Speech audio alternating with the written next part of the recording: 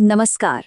आज हम बात करेंगे भारत के स्वतंत्रता संग्राम के एक ऐसे महानायक की जिन्हें लोग प्यार से धरती आबा कहते थे, यानी धरती का पिता। जी हाँ, हम बात कर रहे हैं बिरसा मुंडा की।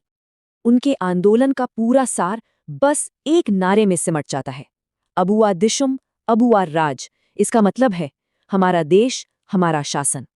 सोचिए, ये सिर्फ एक नारा नहीं था, बल्कि ये आत्मसम्मान, आजादी और इंसाफ की एक जबरदस्त गूंज थी। तो चलिए, इस कहानी को समझने के लिए थोड़ा पीछे चलते हैं। 19वीं सदी के छोटा नागपुर में ये वो दौर था जब मुंडा आदिवासी समुदाय पर जुल्म अपनी सारी हदें पार कर रहा था। देखिए, ये कोई एक दिक्कत नहीं थी, ये तो जुल्म का एक पूरा जाल था जिसमें लोगों को फंसाया जा रहा था। जैसे 1878 का फॉरेस्ट एक्ट आया, जिसने जंगल पर उनके हक ही छीन लिए। फिर थी बेदबेगारी प्रथा, मतलब बिना पैसे दिए जबरदस्ती काम करवाना। और ऊपर से थे दिकू, यानी बाहरी जमींदार और साहूकार, जो उनका शोषण कर रहे थे। और ब्रिटिश पुलिस, वो तो बस इन्हीं शोषकों का साथ देती थी। और जानते हैं, इसी जुल्म और निराशा के अंधेरे के बीच से एक चिंगारी भड़की।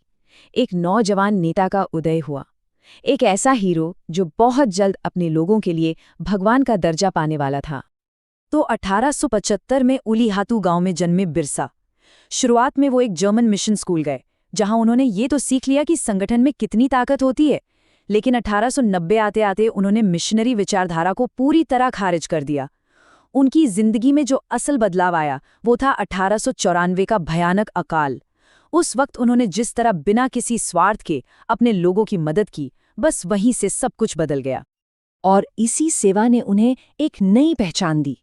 लोगों ने उन्हें धरती आबा का नाम दिया, यानी धरती का पिता, जो सबकी रक्षा करता है। समझिए, ये सिर्फ एक टाइटल नहीं था, ये उनके लोगों का उन पर अटूट गहरा विश्वास था। और बस यहीं से कहानी अपने सबसे जरूरी मोड़ पर आ जाती है। अब बिरसा सिर्फ एक समाज सुधारक नहीं रहे, वो एक क्रांति के नायक बनने वाले थे। एक ऐसी क्रांति जिसे इतिहास आज उलगुलान के नाम से याद करता है।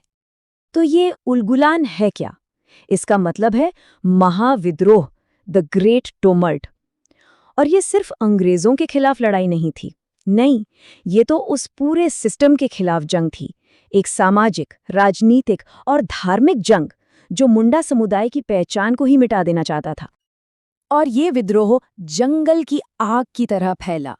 24 दिसंबर 1899 को शुरू हुआ और देखते ही देखते कुछ ही हफ्तों में पूरे इलाके में फैल गया। 3 जनवरी 1900 को डोम्बारी पहाड़ी पर एक बहुत बड़ी खूनी लड़ाई हुई, लेकिन विद्रोह फिर भी नहीं रुका।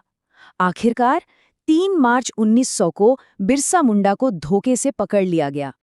डोम्बारी पहाड़ी पर जो कीमत चुकानी पड़ी, वो बहुत बहुत बड़ी थी। एक अंदाजे के मुताबिक सिर्फ उस एक दिन में 300 से ज्यादा मुंडा योद्धाओं ने अपनी जान गंवाई। वो ब्रिटिश गोलियों का शिकार बने।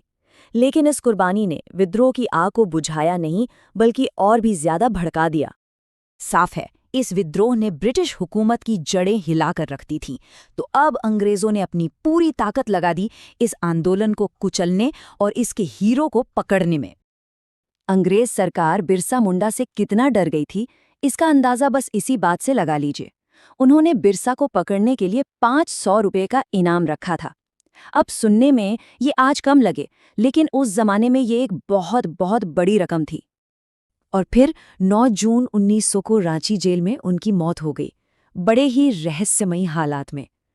ब्रिटिश रिकॉर्ड्स तो कहते हैं कि मौत हैजे यानी कॉलेरा से हुई, लेकिन वहाँ के लोग और पुरानी मान्यताएं आज तक यही कहती हैं कि उन्हें जहर दिया गया था।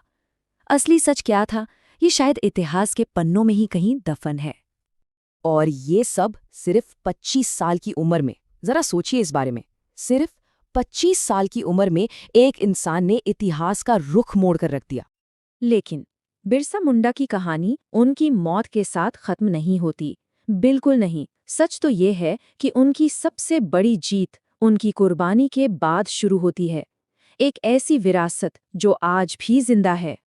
उनकी विरासत का सबसे बड़ा सबूत है ये साल 1908। ये वो साल था जब उनकी कुर्बानी का सबसे ठोस, सबसे मजबूत नतीजा सामने आया। एक ऐसा नतीजा जिसने आदिवासियों का भविष्य हमेशा हमेशा के लिए बदल दिया। बिरसा के उलगुलान ने ब्रिटिश सरकार को घुटनों पर ला दिया था। नतीजा 1908 में लागू हुआ छोटा नागपुर काश्तकारी अधिनियम, यानी छोटा नागपुर टेनेंसी एक्ट। ये कानून सीधे सीधे बिरसा के विद्रोह का ही नतीजा था, और ये कानून आज भी आदिवासी समुदाय के जमीनी हकों का सबसे बड़ा रखवाला है। उनकी विरासत आज हमारे बीच कई शक्लों में जिंदा है। सीएनटी एक्ट के तौर पर, एक मजबूत आदिवासी पहचान के तौर पर। आज भारत की संसद में उनकी प्रतिमा लगी है। उनका जन्मदिन 15 नवंबर झारखंड का स्थापना दिवस है, और अब तो पूरा देश इस दिन को जनजातीय गौरव दिवस के रूप में मनाता है।